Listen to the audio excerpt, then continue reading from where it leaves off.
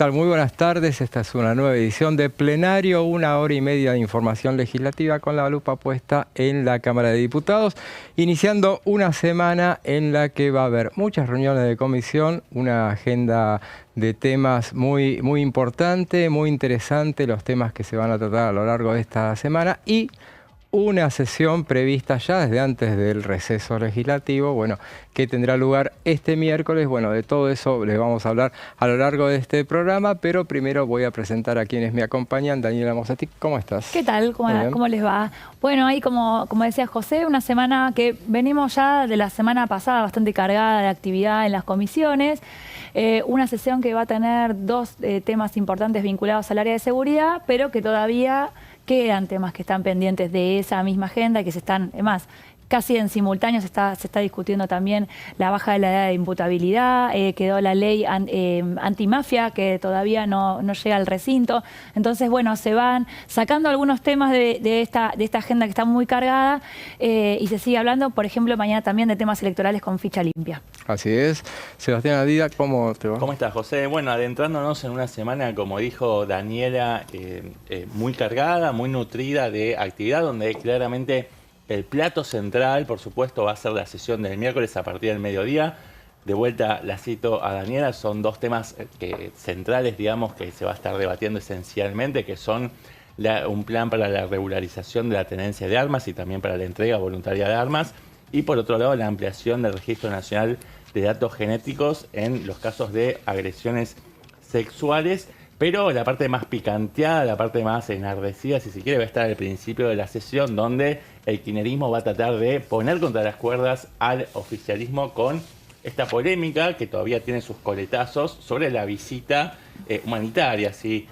La habían descrito como para justificar, de una comitiva de diputados libertarios a represores presos en el penal de Ezeiza. Así que, bueno, el kirchnerismo va a tratar de hacerle pagar el costo político y la oposición... el oficialismo va a contestar con Venezuela, tratando de pegar al kirchnerismo con las tropelías cometidas por Nicolás Maduro en la nación bolivariana. Así que bueno, va a ser una sesión para alquilar balcones. La agenda, por supuesto, no se agota allí. Ya estuvimos hablando del debate por la baja de la edad de imputabilidad, ficha limpia. También se va a regular el voto de residentes argentinos en el exterior.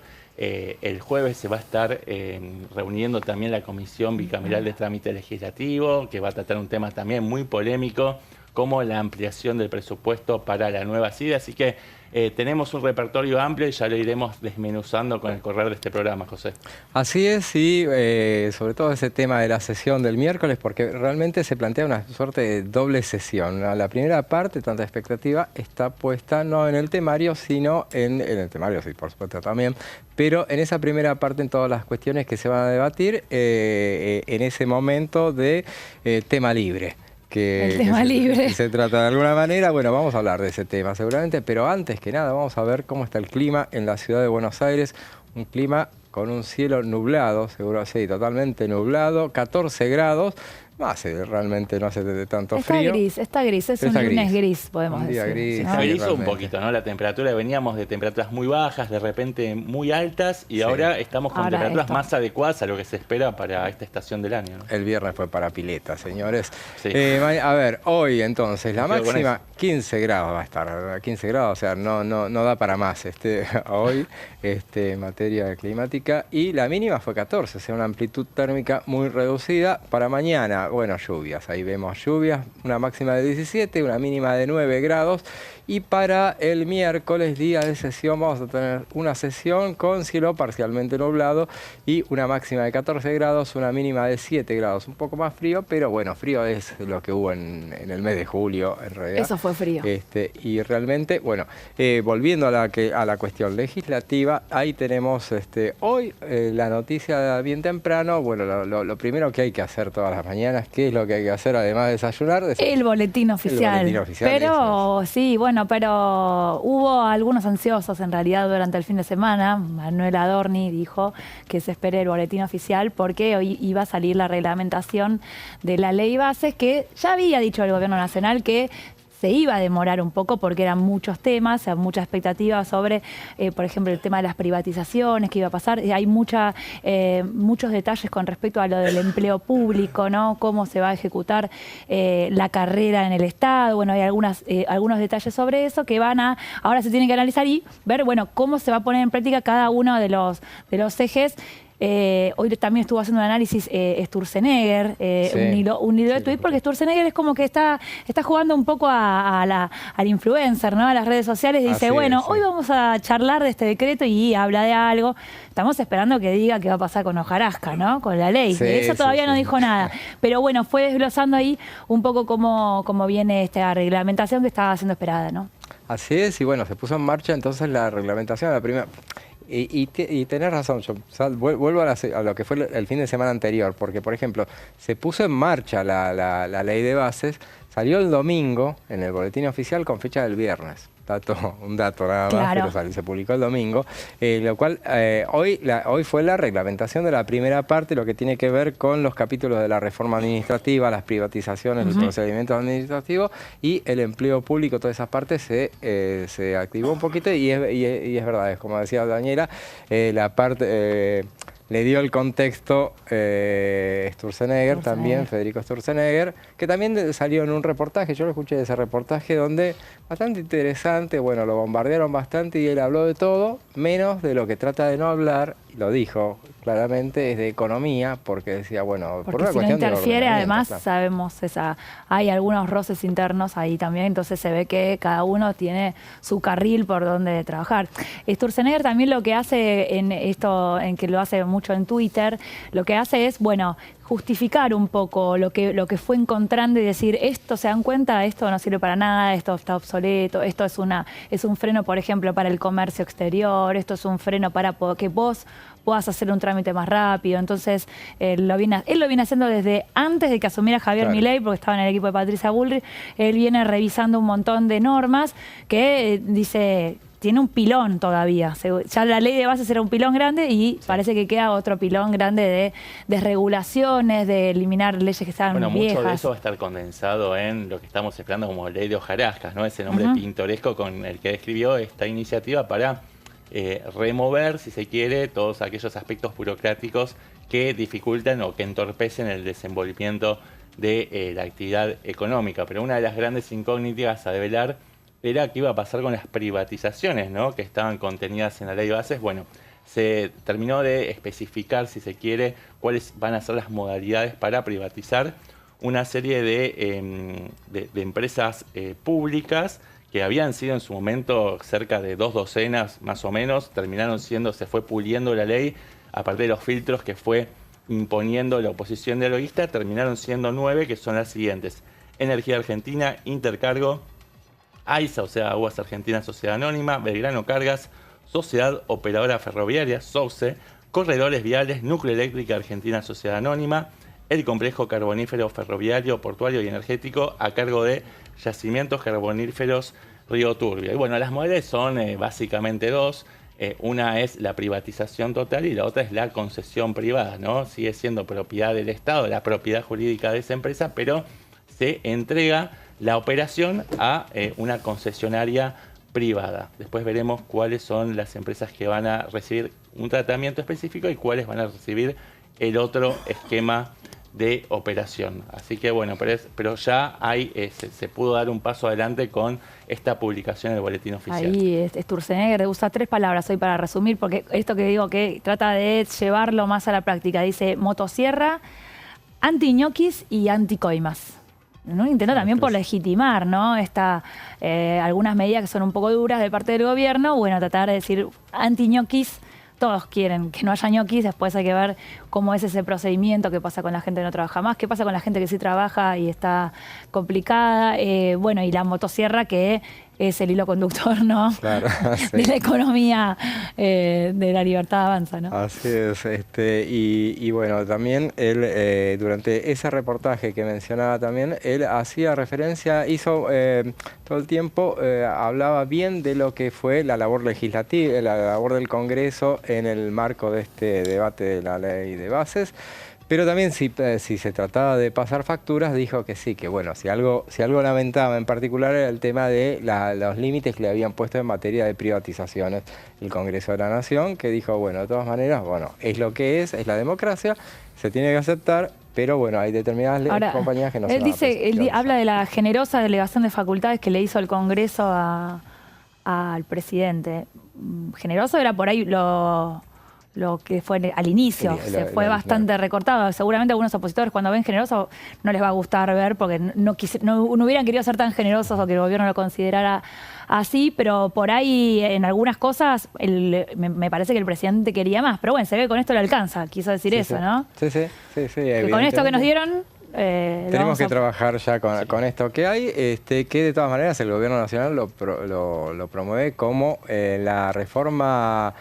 El presidente de la Nación, fundamentalmente, lo promueve como la reforma del Estado más importante de todos los tiempos.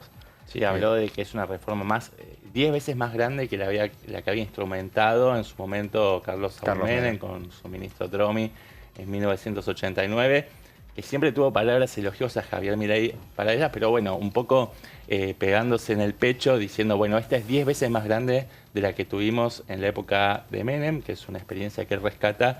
Pero bueno, él siempre da un paso adelante y dice, bueno, nosotros estamos aún más a la vanguardia y vamos más a fondo que la primera experiencia de un gobierno liberal, si se quiere, ¿no? Que tenía una cáscara peronista, pero que en el fondo era ya liberal. Hablamos del gobierno peronista, ¿no? De Carlos Saúl Menem, pero que no tuvo un funcionamiento, una esencia tan peronista, estuvo más cooptada por un partido que ya... quedó una expresión más marginal, que es la UCD, ¿no? Así que bueno. Sí, pero a propósito de lo que decís justamente, bueno, en esto de remontarnos en el tiempo, que tanto nos gusta hacerlo, justamente mirando los diarios de sesiones de la antigüedad reciente. La antigüedad no tan antigua. Pero no tan antiguo, no, pero bueno, esto sí es realmente antiguo, porque no, remontándonos a esa reforma que hacía referencia a Sebastián respecto de la reforma del Estado de 1989, yo mirando el diario de sesiones, la textual, la taquigráfica de esa sesión, en particular la que fue en la Cámara de Diputados, era re interesante por el hecho de las diferencias de hoy, para compararlo con la actualidad en cuanto a las diferencias reglamentarias que había. Por ejemplo, en esa sesión tan paradigmática como fue la reforma del Estado, estaba presente... Roberto Dromi, que era el gran instrumentador de esa reforma del Estado. Lo anunciaron al principio y él estuvo todo el debate, pero estuvo dentro del recinto, evidentemente. Yo estaba leyendo, yo no me acuerdo cómo fue esa sesión en particular, pero sí leía la taquigráfica y evidentemente estaba dentro del recinto, porque así lo anunciaron, como si fuera un jefe de gabinete exponiendo ahí. Ahí estuvo una sesión que duró hasta la madrugada.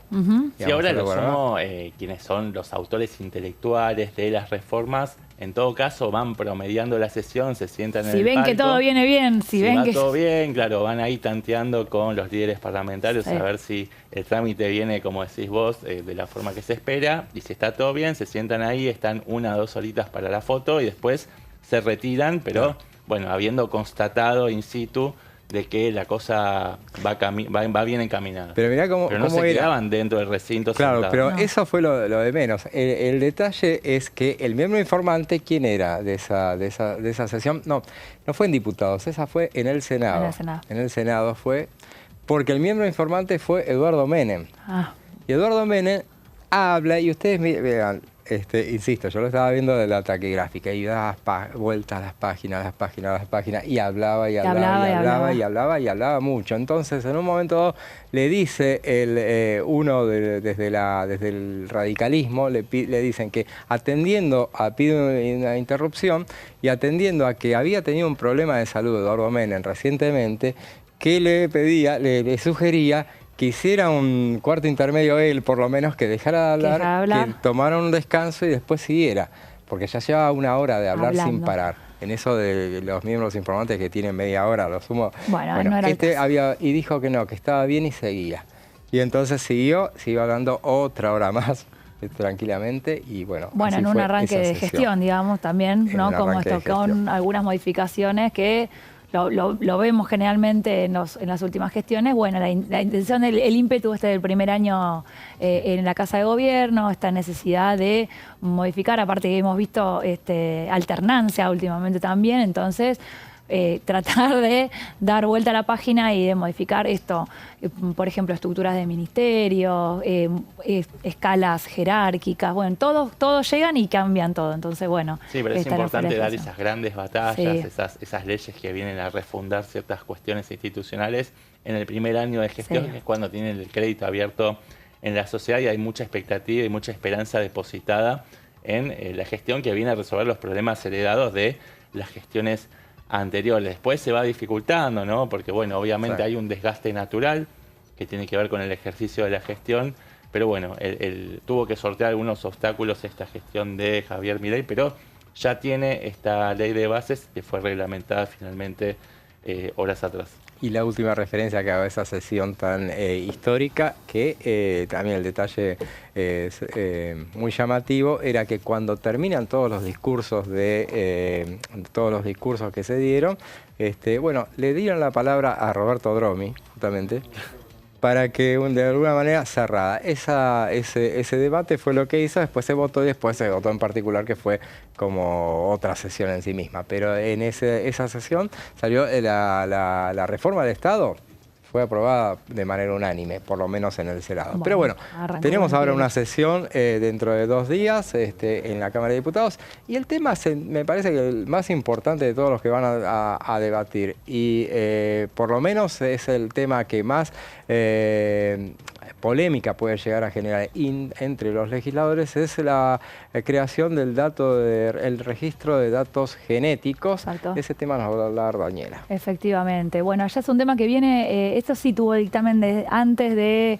receso, es uno de los que ya estaba claramente listo para llegar al recinto y la convocatoria a la sesión, el pedido de la sesión también que se hizo con bastante anticipación, más que en otros momentos ya el oficialismo quiso dejar en claro cuáles eran las intenciones, cosa de que me parece que también para que no se sumara ningún otro tema, ¿no? Que está dando vuelta, entonces con eso se aseguraban, bueno, el 7 de agosto, en principio queremos tratar esto, creo que van a estar entretenidos porque hay 2 temas centrales, este es uno y el otro es el manejo de armas de fuego, después hay otras autorizaciones, convenios bilaterales, bueno, temas impositivos que van a llevar su tiempo, no van a tener tanto debate, pero va a haber mucho debate político el día miércoles.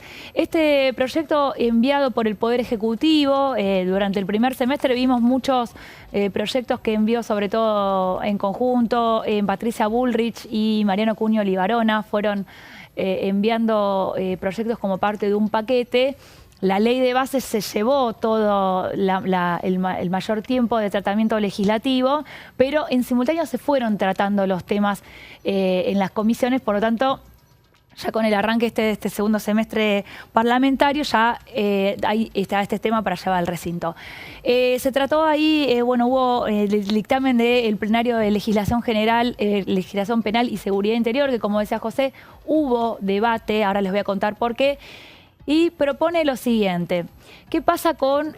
Ya existe un registro nacional de datos genéticos para quienes cometieron delitos vinculados con delitos sexuales, ¿no? Eso ya existe, entonces. La ley Ángeles Rawson, ¿no? Del 2003. Exacto. Esa es una actualización de esa misma. Exactamente, eso ya existe. Entonces, ¿cuál fue el debate? ¿Qué dice el Poder Ejecutivo y el oficialismo? Bueno, es una buena oportunidad para que este registro que está avalado y que tiene legitimidad lo podamos llevar a todos los delitos, para que quien comete un delito ingrese en este registro. Entonces, ahí se generó una discusión. Por cualquier delito vas a ingresar voy a ingresar en este registro. ¿Para qué sería? Bueno, pero si funcionó bien. Entonces ahí se dio esta discusión y también se estableció un límite de quiénes. Y este es el eje y la línea divisoria.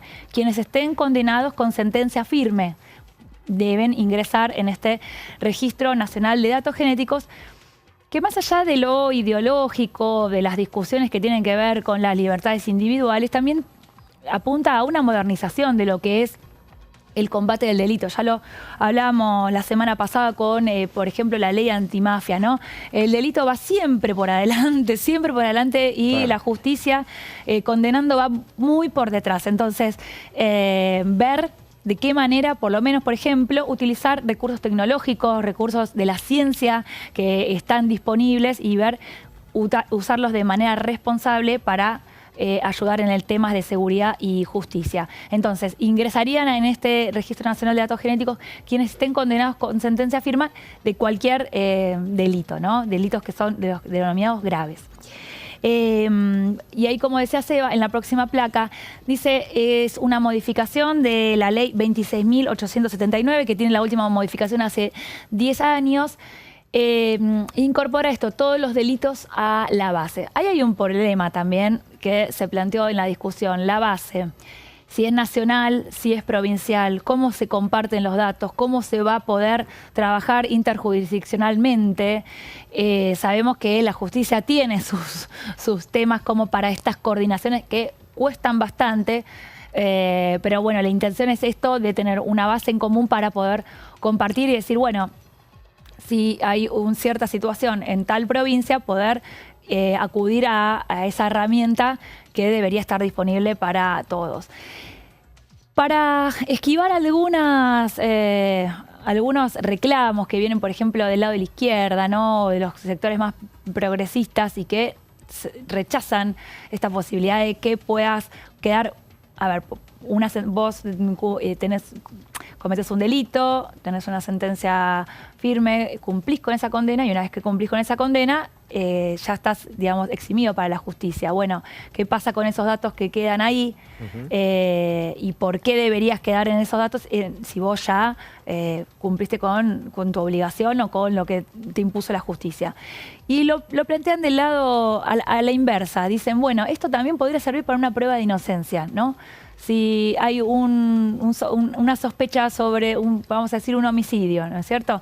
Y hay unas huellas, hay un registro de algún material de ADN y se corrobora con alguien que ya cometió un delito y no coincide, lo eximiría, ¿no? Lo dejaría inmediatamente afuera, sería más fácil de que quede afuera, o sea, por la positiva, ¿no? Lo plantean desde ese lado. También lo plantean desde el lado del cruzamiento de datos, esta posibilidad de, bueno, qué tipo de delitos esta persona, si ya tiene, por ejemplo, quiénes son los que tienen antecedentes en determinado delito. Bueno, si podemos, se puede hacer esa filtración como para tener algún indicio de por dónde pueden venir las pruebas. Y también lo toman lo que no tiene que ver estrictamente con delitos y que tomó mucha relevancia pública últimamente con el caso Logan, y es esto de las personas que están perdidas o desaparecidas. También esta posibilidad de encontrar alguna alternativa con este registro de datos que sirva para dar con el paradero de, por ejemplo, más de 100 chicos que están desaparecidos, y puede servir encontrar en algún perfil genético algún culpable, alguien que pueda dar alguna pista sobre quienes están desaparecidos. Y se llegó a esta resolución que está en el proyecto de ley y en el dictamen, la voluntad de guardar los datos genéticos durante 100 años. O sea, en eso permanecen. Dani, una crítica que yo escuché durante el debate en comisión es que esta legislación no establece ningún tipo de plazo máximo para el establecimiento de estas muestras de material genético, ¿no? Sí. Eso es que obviamente el Estado está teniendo información privada, personalísima de las personas, son datos muy sensibles, y no hay un plazo para tirar esas muestras. No, claro, bueno, ahí habla de 100 años, 100 años. Lo que sí se protege de... 100 años. Sí, 100 años, dice. Se protege, solamente se puede acceder con orden judicial, sí. ¿no? 100 años es de por vida, claramente. 100 años de por vida para cualquiera. Bueno, por ahí, viste, se resuelve. Che. ¿Qué? Claro, capaz la tecnología avanza muchísimo. Sí, pero entre que cometés el delito, los 100 años se te pasaron, así que te quedaste ahí, por eso se te pasaron rápido. Por eso, pero sí, no, esto se hace mucho hincapié para esto, el mantener, preservar, ¿no? Que no sea de libre acceso, claro, para comprobar, corroborar o inculpar a alguien que en este caso no estaría involucrado. Perfecto, muy interesante. Ese es uno de los temas que se van a tratar este miércoles en la sesión prevista para ese día. Bueno, ahora vamos a una muy breve pausa y después tenemos mucha más información.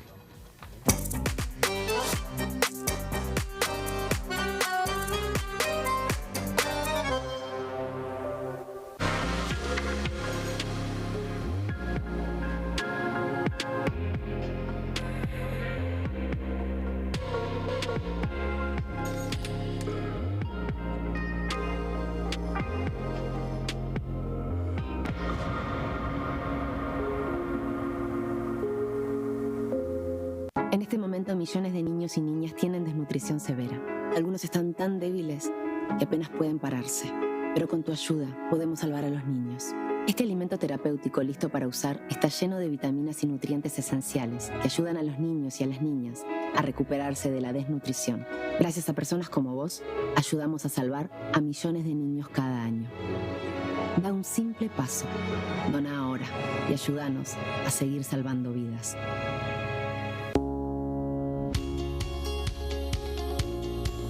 La Cámara de Diputados tiene 257 miembros.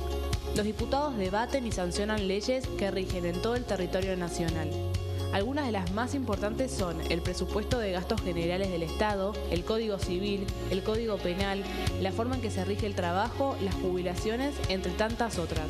Además, controla y hace un seguimiento de las políticas del Poder Ejecutivo a través de la visita de diferentes funcionarios o el pedido de informes, así como la posibilidad de realizar juicios políticos a los funcionarios. La duración de los mandatos de los diputados es de 4 años y pueden ser reelegidos indefinidamente. Desde el momento en que asumen y hasta el final de su mandato, no pueden ser acusados, interrogados judicialmente ni molestados por las opiniones o discursos que imitan desempeñando su mandato. Son requisitos para ser diputado tener al menos 25 años, 4 años de ciudadanía argentina y haber nacido en la provincia por la que se postula o haber residido en ella los 2 años precedentes. Se agrupan en bloques que expresan partidos políticos o afinidad ideológica. Existen también los monobloques integrados por un solo diputado.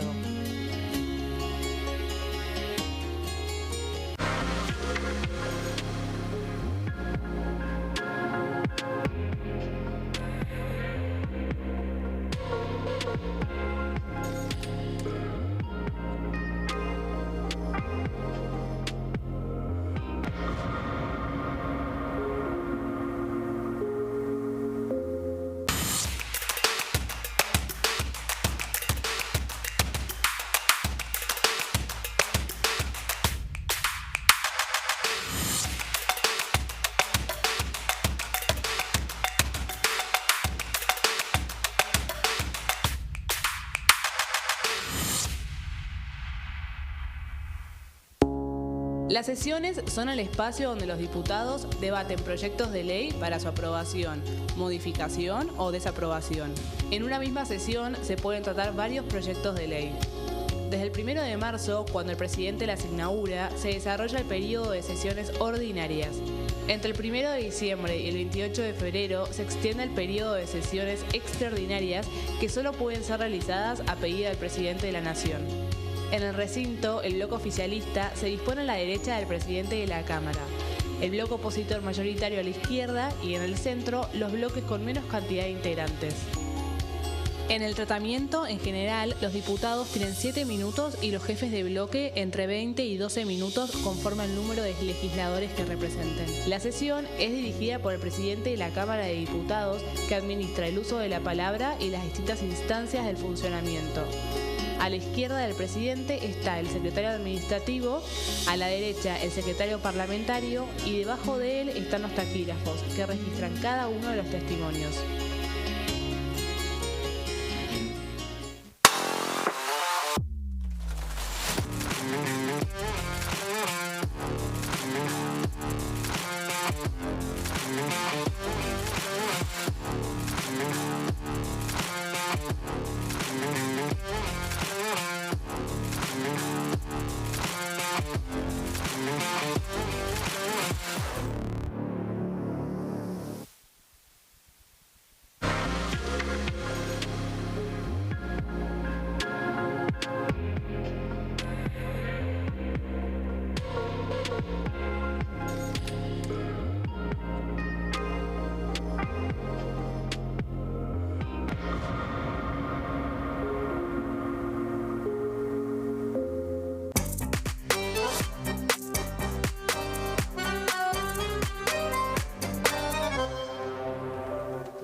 seguimos con plenario en una jornada en la cual se llegó a la Cámara de Diputados el proyecto para modificar la Ley de Seguridad Interior, la ley que lleva el número 24.059, y es una reforma que bueno, ya había anunciado el jueves pasado el vocero presidencial Manuel Adorni. Bueno, de todo ese tema nos va a hablar Sebastián ya.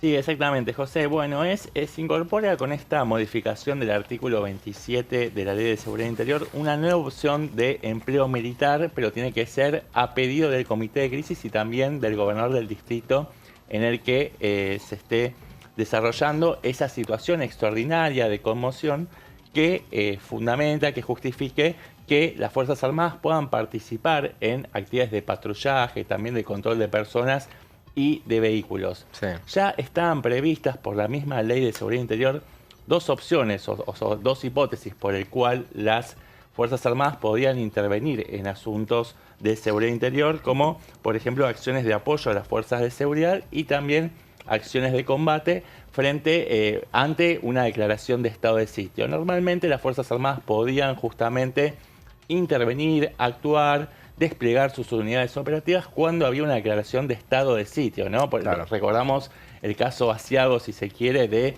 las jornadas del 19 y 20 de diciembre del 2001, cuando el entonces presidente de la Rúa, bueno, declaró el estado de sitio.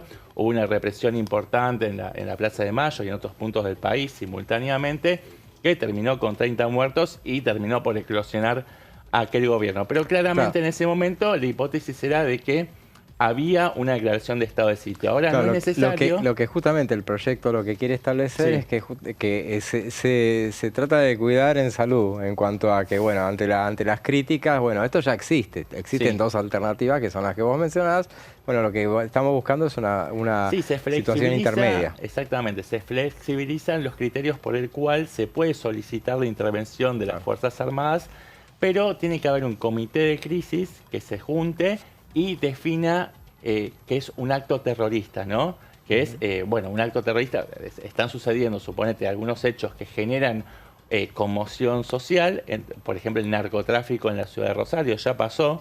Entonces, bueno, hay un comité de crisis que en articulación con el gobernador de esa provincia decide definir como acción terrorista lo que está sucediendo en ese momento, y a partir de esa situación se hace este llamamiento a las Fuerzas Armadas para que articulen acciones con las fuerzas de seguridad y puedan volcarse de lleno a la represión de estos delitos, pero más que nada para hacer tareas de patrullaje, control de personas, y de hecho pueden detener personas en flagrancia cuando estén cometiendo delitos en flagrancia, y también control de vehículos.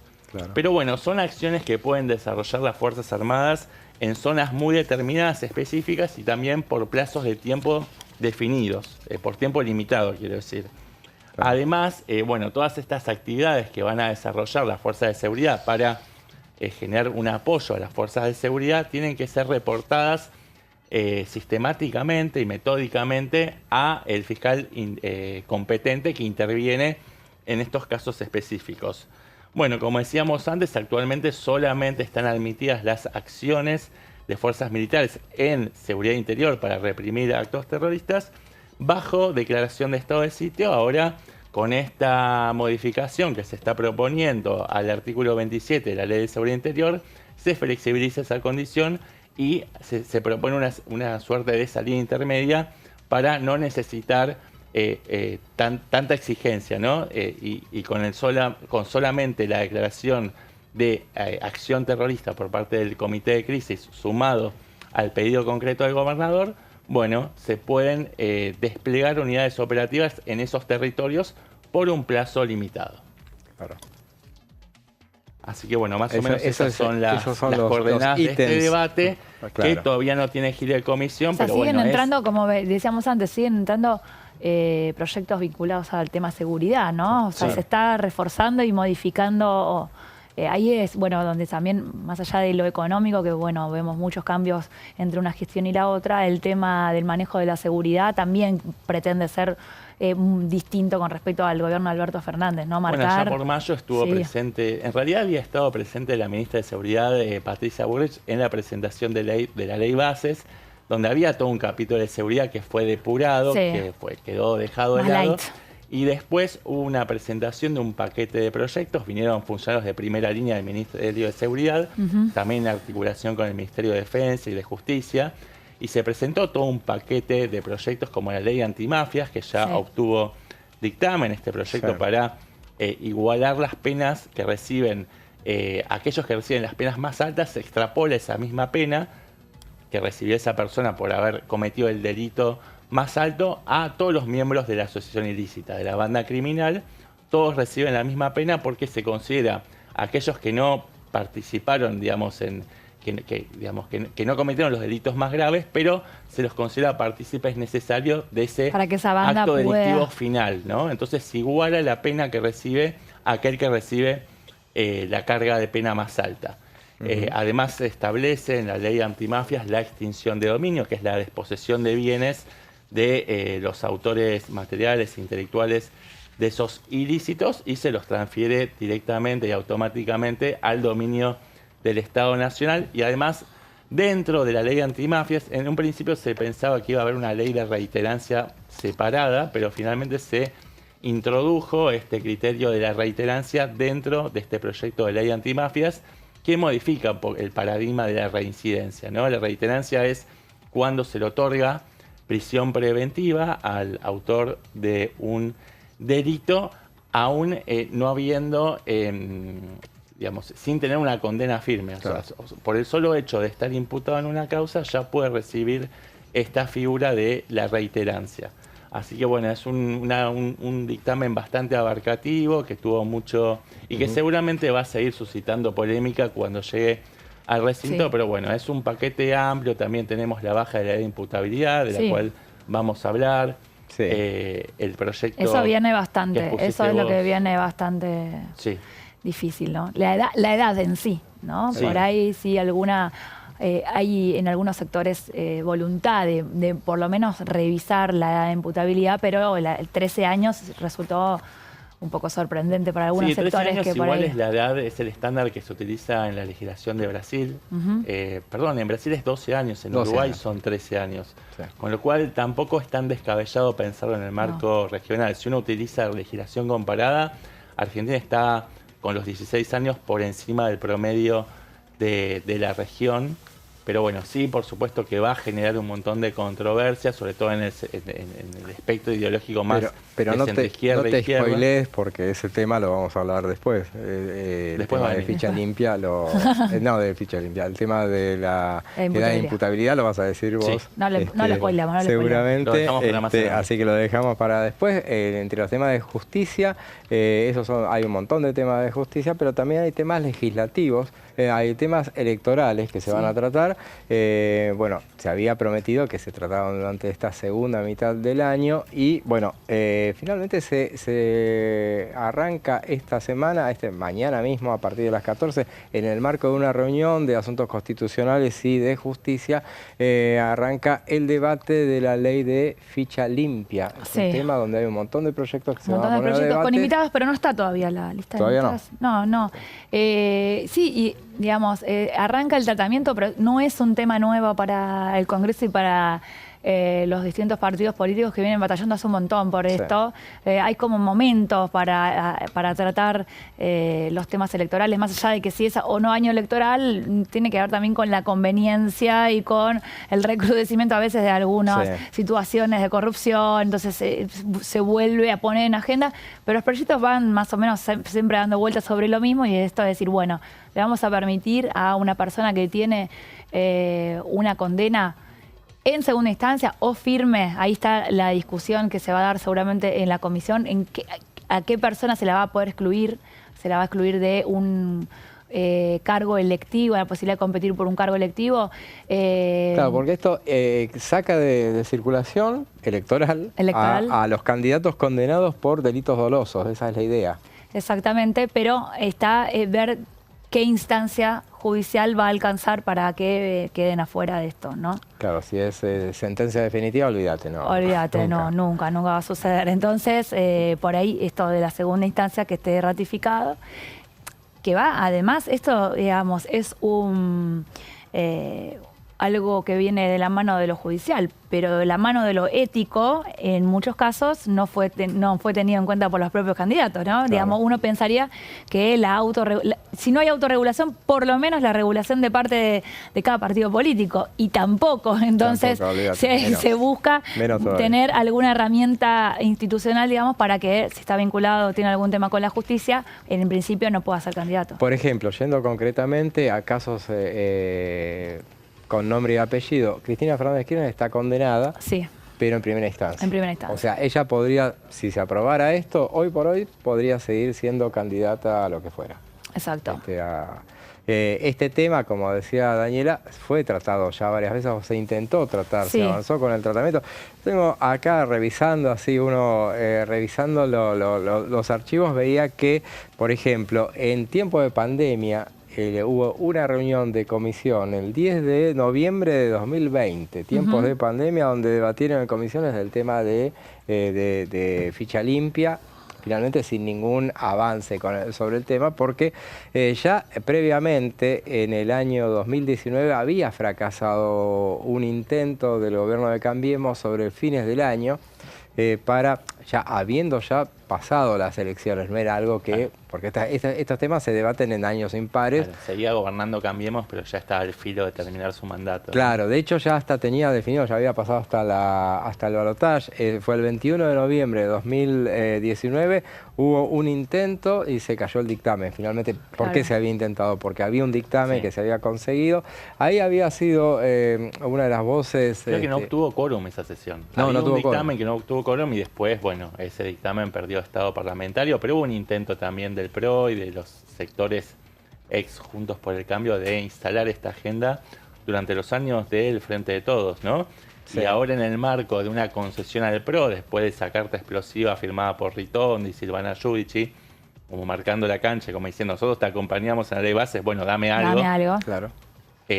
También en el marco de la reforma política, finalmente, bueno, se puso en agenda este proyecto de ficha limpia y también el proyecto que regula el voto postal de los argentinos residentes en el exterior. 2 días antes de ese intento fallido en 2019 de llevarlo al recinto, ese proyecto de ficha limpia, ese proyecto que tenía dictamen, o sea, se había avanzado bastante en comisiones, se habían presentado firmas, 311.000 firmas se presentaron por entonces, como para respaldar eso, no alcanzó eso justamente para conseguir el quórum, no se trató.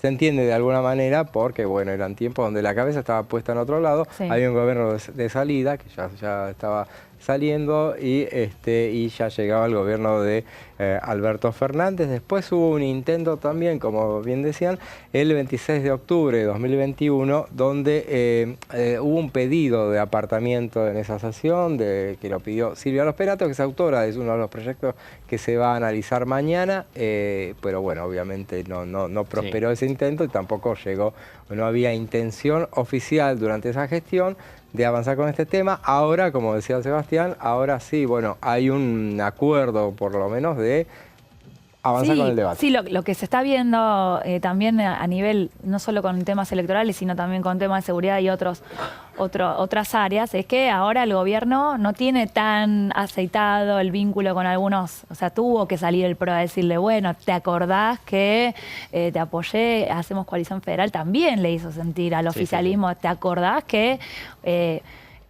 puede haber acuerdos por lugares? Nosotros no los conocemos, pero sospechamos que hubo algunos pedidos o promesas, ¿no?, de parte del oficialismo para que esa ley de base finalmente viera la luz. Bueno, ahora parecería que el puesto de cobro no estarían saliendo, ¿no?, tan fácil, ¿no? Esos pases de factura se hicieron públicamente, porque tranquilamente estas peticiones se podrían haber tramitado de manera reservada, pero se quiso hacer público para redoblar la presión sobre el oficialismo, haciéndole sentir de que estaba en deuda con los bloques dialoguistas, que son los que le habían entregado los votos para que se aprobara esta ley bases, ¿no? Entonces, Bueno, ¿qué va a pasar con la auditoría, por ejemplo? Claro. ¿Qué pasa con la bicameral de inteligencia? Bueno, Sí. ahí como están todos los temas vinculados. Por ahí los vemos en el recinto, va a haber el miércoles alguna discusión por algún tema en particular, pero tienen un trasfondo de muchas cuestiones que están abiertas, Sí, la ¿no? integración de la bicameral de inteligencia claramente es uno de esos donde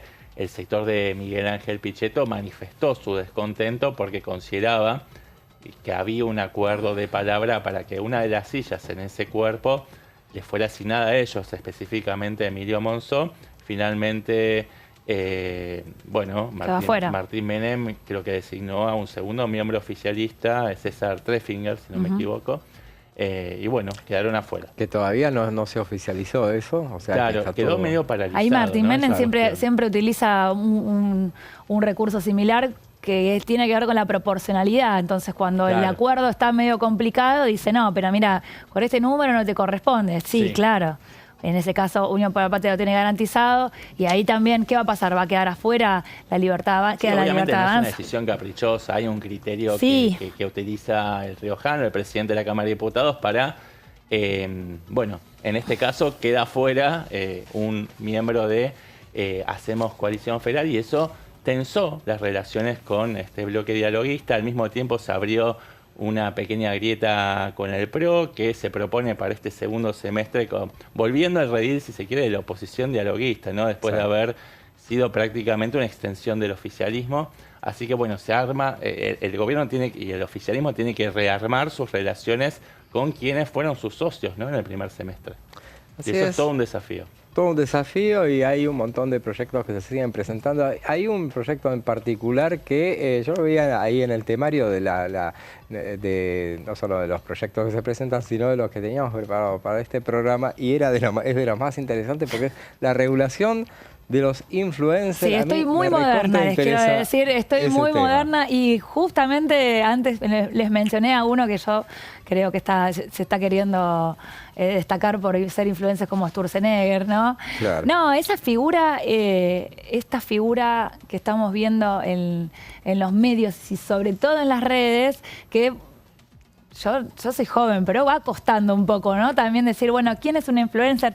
Yo esto que estoy viendo en redes sociales, esto que estoy viendo, esta persona, ¿me está contando la vida privada o me está vendiendo algo, no? Entonces, esa delgada línea, y vos decís, personas que tienen una vida en el exterior, en viajes, muchos seguidores, entonces no sabés cuál es el ingreso y ahí te das cuenta y decís, me están vendiendo una publicidad que yo no me estoy dando cuenta, o sí, pero lo dejo pasar. Entonces, la diputada Florencia de Sensi, que es joven también, que es del PRO, entra en un tema que es difícil también desde el ámbito de las leyes, ¿no?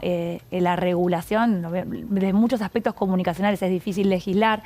Y esto, por lo menos, que me gustó el proyecto porque establecer por lo menos un marco jurídico para ver cómo tratar en esto de personas que a través de las redes sociales, de Instagram, de bailes de TikTok, de Twitter, están vendiendo un producto, están posicionando alguna situación, algún evento, algún sorteo. Lo estamos viendo mucho con juegos de azar, que también está entrando por ahí la preocupación al Congreso de decir, bueno, vamos a tratemos de encontrarle una figura jurídica a estas personas.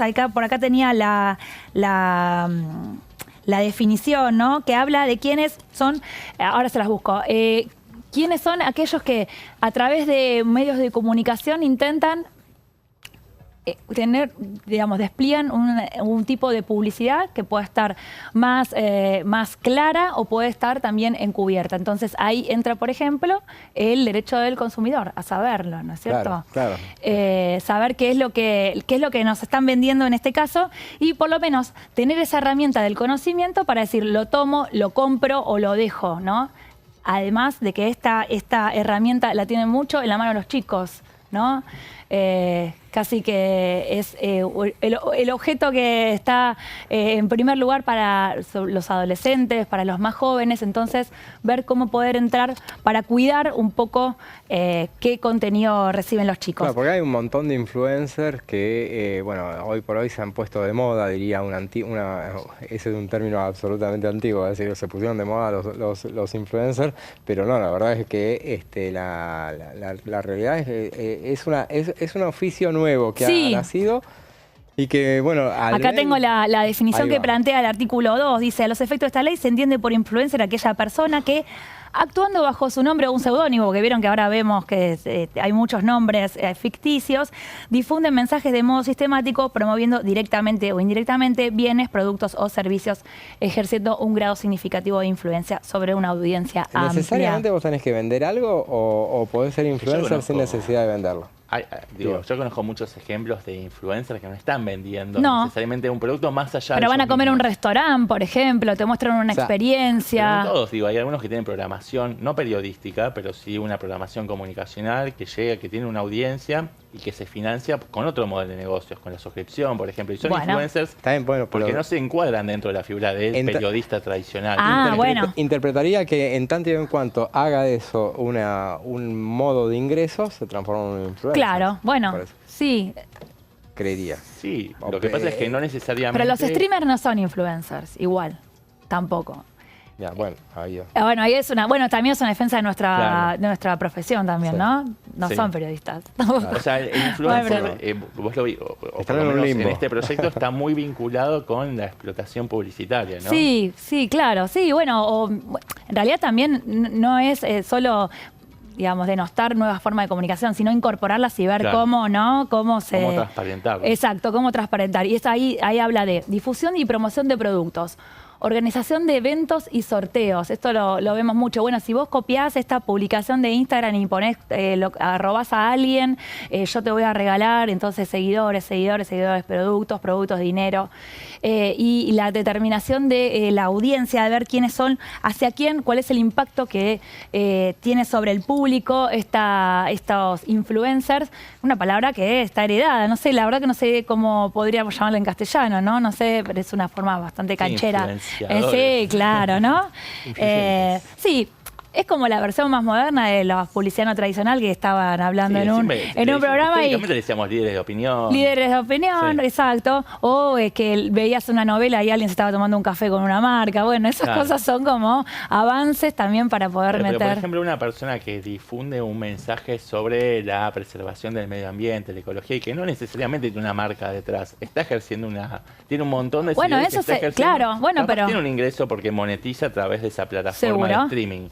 Monetiza y genera un ingreso. Por eso, sea transparente, que hay una monetización, como decís vos, que hay, por ejemplo, esa persona puede pedir que vos, se me ocurrió uno muy importante, que pide fondos, ¿no? Que colabores con fondos para X causa. Bueno, es muy importante el que estuvo vinculado a un club de fútbol. Sí. En ese caso, también ver quién lo regula a esa persona que pide fondos para colaborar con X causa. ¿Qué pasa? ¿Quién responde por eso? ¿No? Y esto, lo que les decía recién, la comunicación responsable, la protección del usuario frente a esto, quién te respalda y también la protección de los menores, en este caso, que son los que, si no, los papás no estamos viendo, pueden acceder a contenidos, no necesariamente prohibidos, sino que quieren comprar, quieren tener y nos vuelven locos. Eso es un proyecto de la diputada de Sensi del PRO. Así es, veíamos entonces este proyecto de lo más interesante y que abrió la polémica. Sí. Evidentemente, vamos a volver sobre el tema seguramente. También esta semana iba a haber un debate sobre inteligencia artificial, ¿no? Ese es otro tema que lo dejamos para el bloque que viene, pero realmente es muy interesante, si se puede, si se debe. Abre bastante espacio para la discusión, pero lo vamos a discutir inmediatamente después de un breve corte.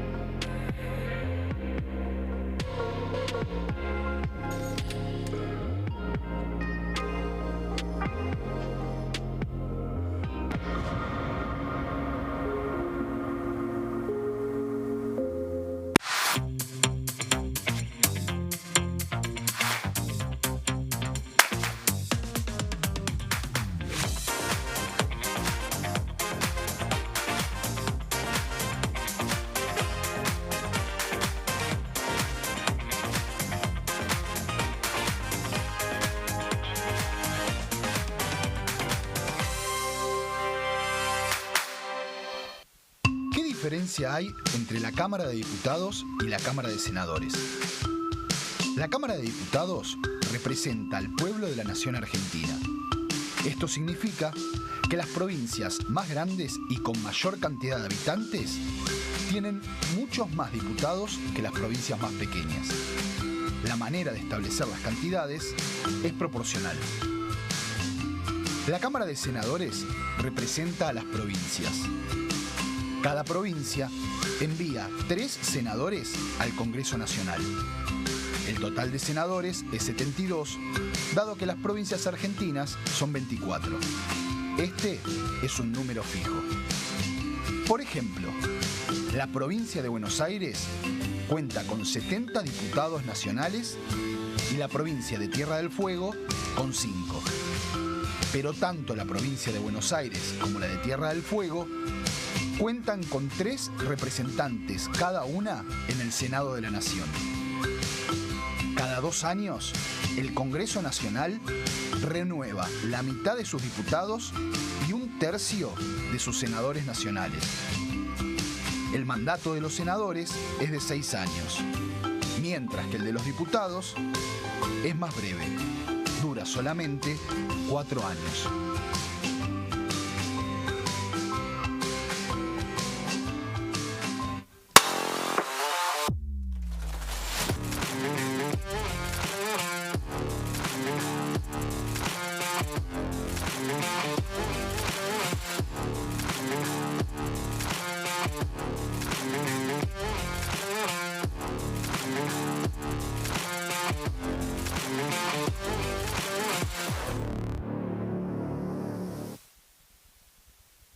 En este momento, millones de niños y niñas tienen desnutrición severa.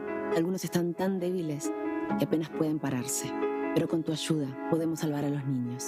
Este alimento terapéutico listo para usar está lleno de vitaminas y nutrientes esenciales que ayudan a los niños y a las niñas a recuperarse de la desnutrición. Gracias a personas como vos, ayudamos a salvar a millones de niños cada año. Da un simple paso. Dona ahora y ayúdanos a seguir salvando vidas.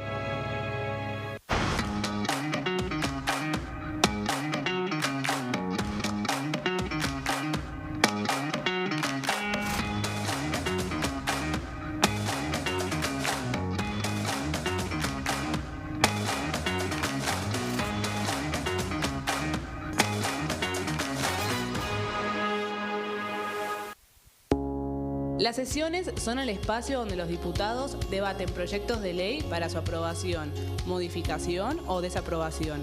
En una misma sesión se pueden tratar varios proyectos de ley. Desde el 1 de marzo, cuando el presidente las inaugura, se desarrolla el periodo de sesiones ordinarias.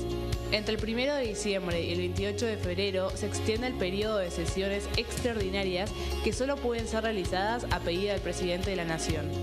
En el recinto, el bloque oficialista se dispone a la derecha del presidente de la Cámara, el bloque opositor mayoritario a la izquierda y en el centro los bloques con menos cantidad de integrantes.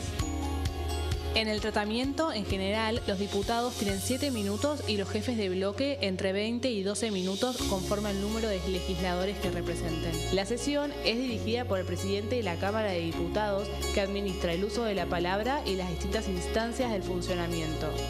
A la izquierda del presidente está el secretario administrativo, a la derecha el secretario parlamentario y debajo de él están los taquígrafos, que registran cada uno de los testimonios. Dengue, Zika y chikungunya. Presta atención a estos síntomas. Si tenés fiebre alta, 38 o más, de 2 a 7 días de duración y dolor de cabeza, en especial detrás de los ojos, muscular y de las articulaciones, diarrea, dolor abdominal, náuseas y o vómitos, malestar general, cansancio, decaimiento, erupción en la piel, sangrado en nariz, encías u otras partes del cuerpo, no te automediques, toma mucho líquido, usa repelente y acércate a un centro de salud.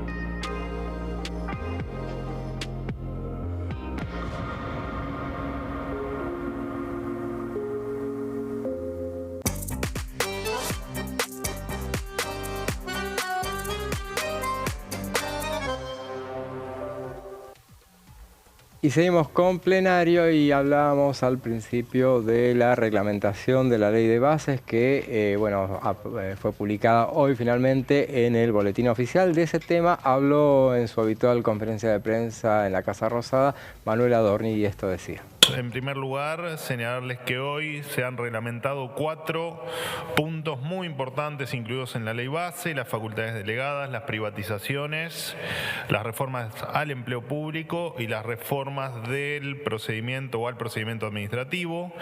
La política construyó un Estado tosco, grande, ineficiente y plausible de corrupción y acomodos. Esa fiesta el 10 de diciembre se terminó. El presidente Milei aplicó un plan motosierra o denominado motosierra que jamás se vivió en la administración pública de la República Argentina. En estos primeros 7 meses se han reducido un 32% el gasto público, el tamaño del gasto público. Así que, esto es, por supuesto, gasto que deja de sostener el contribuyente con sus espaldas y con el enorme sacrificio que hacen todos los días por trabajar y por salir adelante en la República Argentina. Con las facultades, la administración va a adecuar o cerrar cualquier organismo del Estado que no funcione. Además, se cambian las formas societarias de las empresas públicas, es decir, empresa estatal que se pueda privatizar, se va efectivamente a privatizar. También se incorpora un examen objetivo de competencias en el empleo público. La capacidad técnica ya no la determinará un funcionario, un burócrata de turno, sino una computadora. También se endurecen las sanciones por incumplimientos y se obliga a descontar el día no trabajado. Empleado que para, empleado que no cobra. Esto ya lo hemos dicho en más de una oportunidad, incluso aquí en las conferencias de prensa. Por último, se introduce el proceso de silencio positivo para las autorizaciones y otros trámites que el Poder Ejecutivo determine. Este es un virtuoso mecanismo anti-extorsiones y anti-coimas, porque implica que si el Estado no se expide en un plazo de tiempo determinado, quien lo solicita quedará automáticamente autorizado, y esto implica menor poder para los funcionarios y más poder, por supuesto, como corresponde, para los ciudadanos. Hace algunos años los jinetes del fracaso festejaban agrandar el peso del Estado en desmedro del esfuerzo de los argentinos. Hoy esa ecuación indica que la motosierra es infinita y que el crecimiento del sector privado es el que finalmente le dará prosperidad a la República Argentina.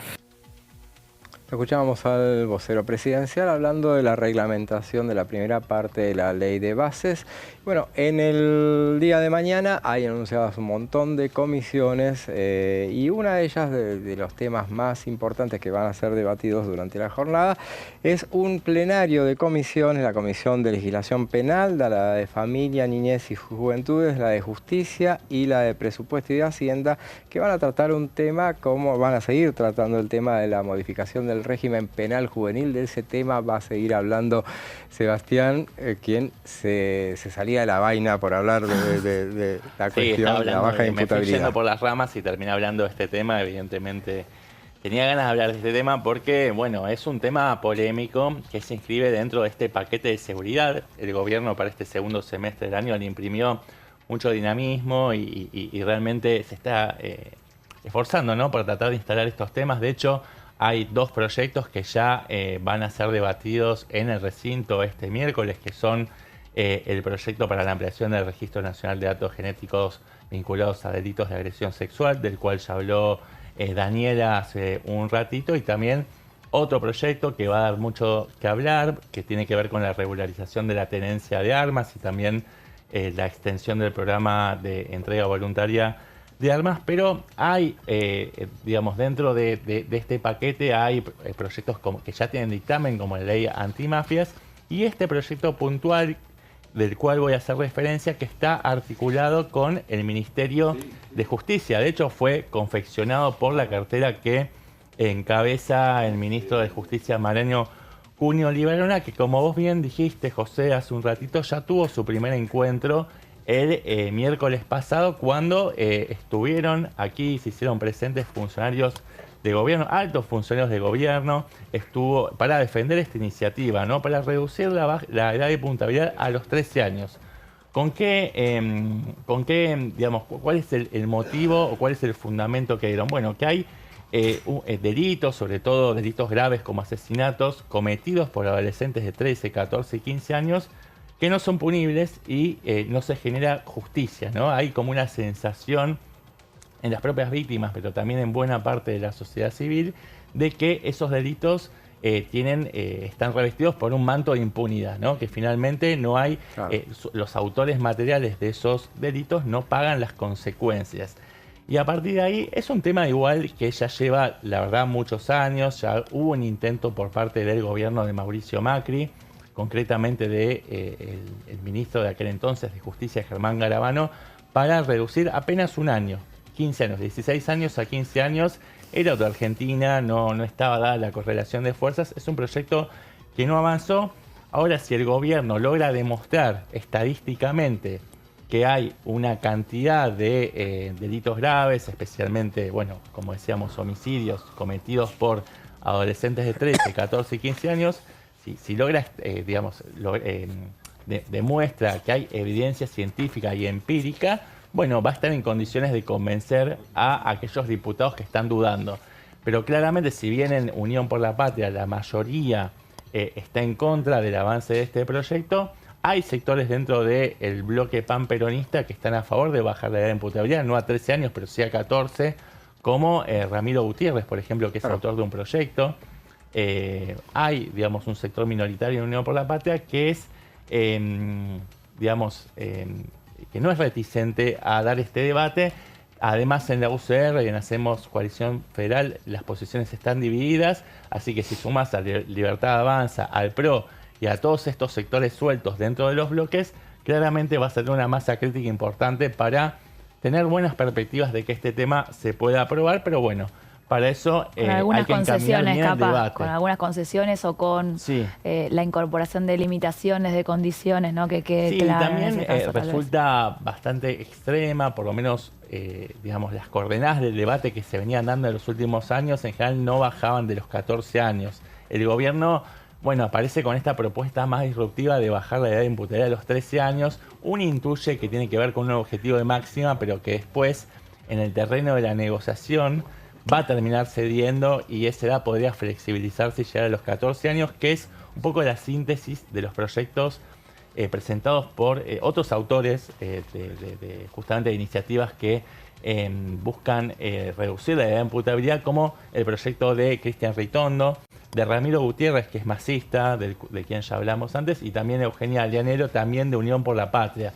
Así que probablemente, si el gobierno aceita una ingeniería, va a poder llegar a consensos y encaminar este tema, pero bueno, todavía estamos en una etapa preliminar y no me quiero adelantar y no me quiero pasar 3 pueblos, ¿no? Como se dice actualmente. El miércoles pasado estuvieron entonces Sebastián Amerio, que es viceministro de Justicia, estuvo también defendiendo esta iniciativa Fernando Soto, que es director nacional de normativa y de enlace judicial del Ministerio de Justicia de la Nación, y estuvo también el subsecretario de Política Criminal del Ministerio Público de la Nación, Alberto Nancer. Bueno, se defendieron este proyecto que tiene como pilar fundamental, por un lado, obviamente generar punibilidad sobre todos estos delitos que los adolescentes, bueno, reciben sanciones, pero no la pena privativa de la libertad. Y por otro lado, también fomentar un sentido de responsabilidad social sobre los actos cometidos por estos adolescentes. Es decir, que tomen conciencia de las consecuencias que lleva, bueno, llevar a cabo estos delitos tan atroces, ¿no? Y hay una pata también de esta iniciativa que tiene que ver con la educación, la resocialización y la integración social a través de un conjunto de medidas complementarias que después vamos a enumerar. Pero claramente hay, digamos, se deja en manos del juez competente la discriminación de cuál tiene que ser la pena justa para este tipo de delitos, y hay todo un abanico. Obviamente la pena privativa de libertad es el caso más extremo, pero en el medio hay otras sanciones previstas en este proyecto de ley, como la amonestación, la prohibición del acercamiento a la víctima, que vendría a ser como una perimetral, digamos, sí. La prohibición del manejo de vehículos, es decir, quitarle el registro de conducir a esta persona, la prohibición de salir del país, servicios comunitarios y el monitoreo electrónico.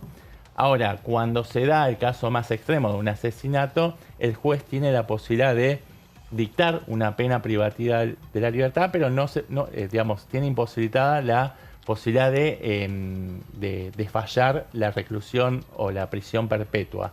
La pena máxima que está establecida en este proyecto de ley es de 20 años, que de todos modos es una pena bastante abultada y que recibió muchas críticas de sectores opositores. Esta pena de prisión, el lugar de cumplimiento puede ser ya sea en el domicilio, en un instituto abierto, o bien digamos, en sectores separados dentro de las unidades penitenciarias que estén adecuadas para el tratamiento de adolescentes. También se establece que el juez puede dictar la prisión preventiva para los adolescentes que cometan este tipo de delitos hasta 2 años. Esto también es un elemento muy criticado por la oposición, especialmente de la izquierda. También, pero también hay elementos de los cuales puede agarrarse el juez para morigerar la pena. Por ejemplo, cuando el adolescente ya cumplió, o cuando el adolescente empezó a cumplir esta condena, desde ese momento ya cumplió con las 2/3 partes de esta pena, el juez puede disponer el reemplazo de la pena privativa de la libertad por alguna de las otras sanciones que estuve mencionando anteriormente.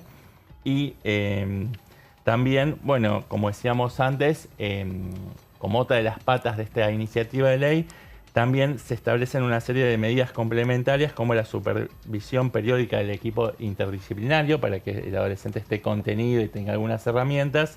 También la asistencia a programas educativos, a programas de formación ética, cívica y ciudadana.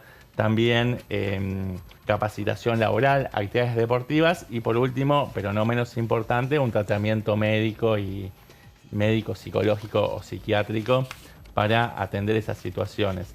Como decíamos antes, cuando me salí de las vainas, como dijiste vos, José, bueno, hay experiencias en la región que avalan, por lo menos, dar el debate respecto a esta cuestión de bajar la edad de imputabilidad, porque, por ejemplo, en Chile, en Colombia y en Perú está estipulada la edad de imputabilidad a los 14 años.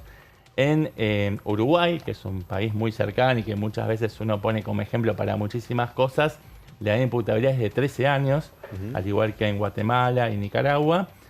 Y hay, bueno, obviamente hay países que ya se van, digamos, al paroxismo, como Granada y Trinidad y Tobago, que establecen la edad de imputabilidad a los 7 años. Sí. Obviamente hay una biblioteca que acompaña esto. Irlanda también tiene 7 años. Bueno, cuando arrancó el debate fue un poco para provocar, ¿no? Pero también para hacer entender a los detractores esta posibilidad de que los 13 años se trasladen para votar también, ¿no? Claro.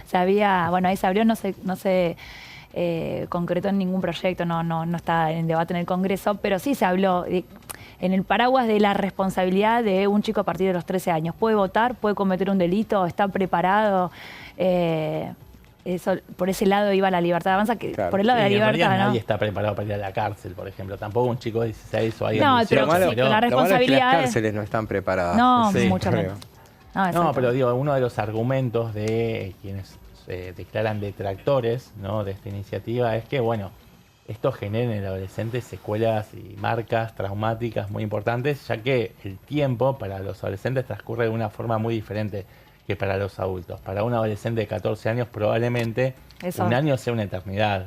Y bueno, y no están tan preparados para asimilar una experiencia tan traumática como, bueno, estar en la cárcel, ¿no? Ese es un poco los argumentos. Tampoco nadie está preparado. Y la reinserción. De las víctimas, ¿no? Claro, nadie está preparado para sufrir la pérdida de un familiar. No, pero cercano. también lo que vos decías, ni siquiera es reinserción, es la inserción por primera vez de un joven en la sociedad a partir de los 17, 18 años, que ya arranca torcido, ¿no? Entonces, tal cual. Bueno, me parece que va a ser larga la discusión en comisión. Sí, es larga, es dificultosa. Se inscribe en un terreno bastante arenoso, donde hay posiciones divididas, pero yo creo que hay terreno fértil para avanzar. Hay sectores, incluso en Unión por la Patria, que uno intuitivamente creería que no, pero los hay, sobre todo dentro del Frente Renovador, que son susceptibles de atender estos argumentos y avanzar por este camino. Así que nos espera un debate fructífero, esperemos. Esperemos que, bueno, por lo menos que sea el debate. Recordemos entonces, mañana se supone que van a exponer los autores de proyectos y a la semana siguiente, el 14, está previsto que lo hagan, comienza el desfile de especialistas en el tema para hablar sobre un tema que amerita escuchar todas las voces y avanzar con el tema.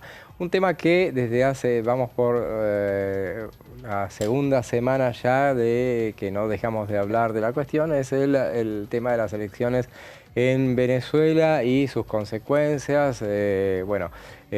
Todos son de dominio público la situación que se ha generado y donde Argentina tiene de alguna manera protagonismo central en cuanto a su posicionamiento, el posicionamiento que ha asumido el gobierno nacional.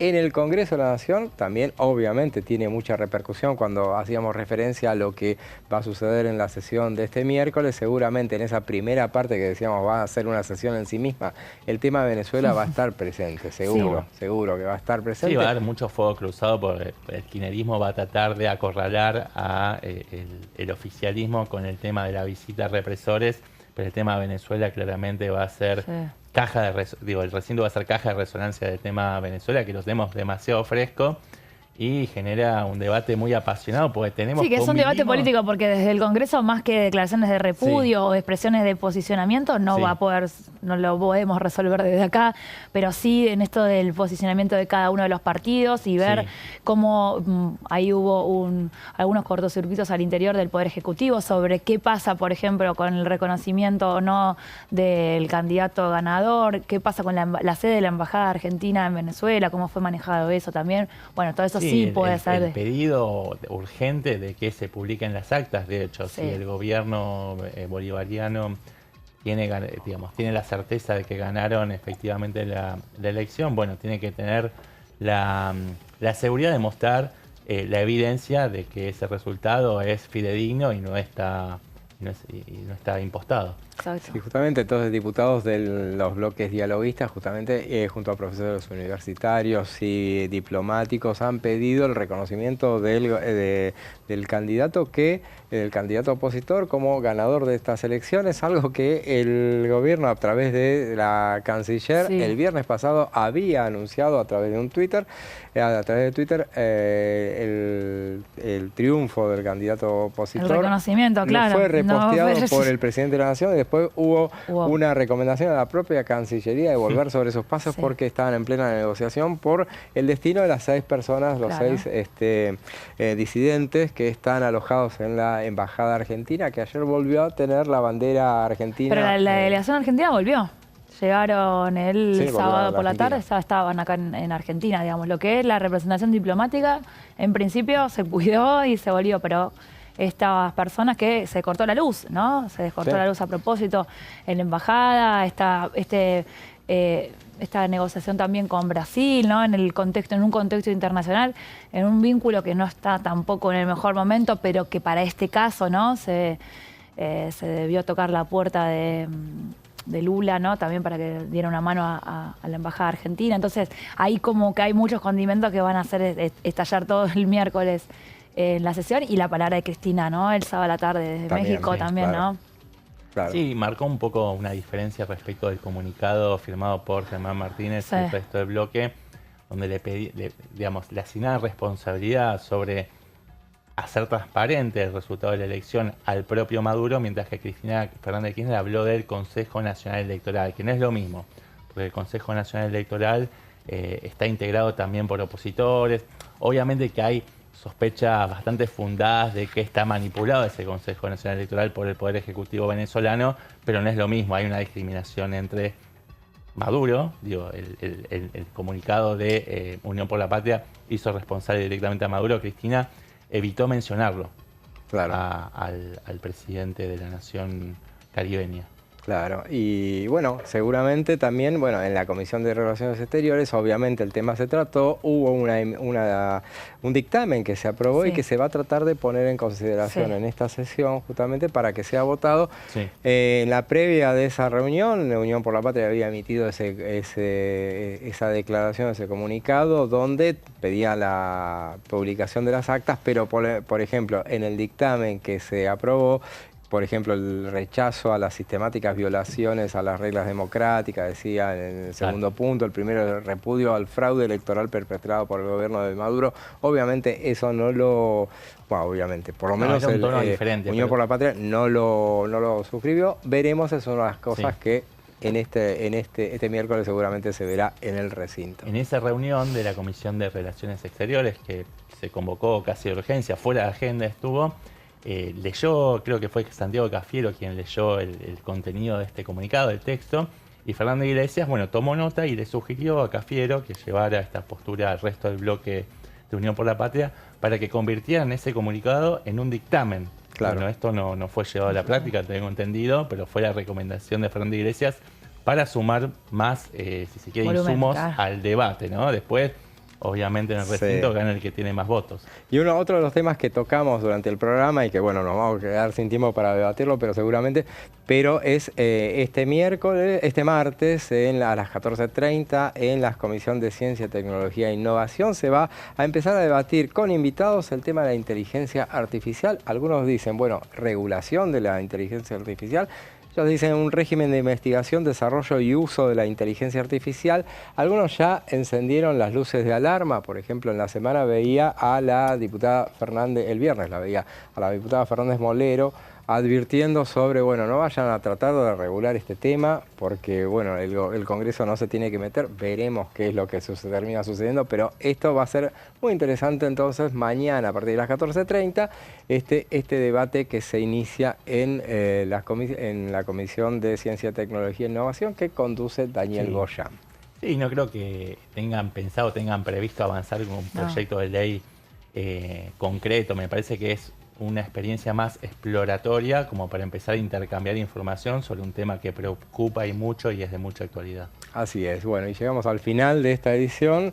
Daniela, gracias por estar. Hasta luego. Sebastián, muchas gracias por estar aquí también. Y con ustedes nos volvemos a ver mañana a las 15 justamente con plenario. Y ahora lo dejamos en compañía de Amanda Alma, Fernando Fracchelli con Pasos Perdidos. Será hasta mañana.